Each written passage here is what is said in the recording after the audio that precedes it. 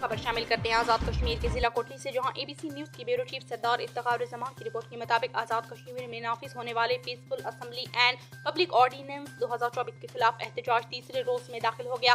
सदारती ordinance के खिलाफ आज़ाद कश्मीर भर में कामयाब पहिया जाम और शटर डाउन हड़ताल के बाद अब एंट्री पॉइंट्स की बंदिश की जा रही है। इस ऑर्डिनेंस के खिलाफ ज्वाइंट एक्शन कमेटी का आज़ाद कश्मीर भर के इजला, मुजफ्फराबाद, हवेली, बाग, पूंछ, रावलाकोट, कोटली, भंबर, मीरपुर में एहतजाज जारी। फतेहपुर थकियाला में सरदार शकूर मरकजी नायब सदर की क़यादत में आज रात भर एहतजाज जारी रहा। आज़ाद कश्मीर भर में अवाम का जम गफीर अपने कारोबार और काम काज छोड़कर एहतजाज जारी रखे हुए हैं। दूसरी तरफ हुकूमत के वज़रा ने प्रेस कॉन्फ्रेंस के जरिए अपना मौक़िफ़ देते हुए कहा कि सदारती ऑर्डिनेंस सुप्रीम कोर्ट ने मुअत्तल कर दिया, जबकि असेरान को केसों का सामना करना पड़ेगा। मुज़ाकरात की नाकामी के बाद एहतजाजी तहरीक खतरनाक मोड़ में दाखिल हो गई।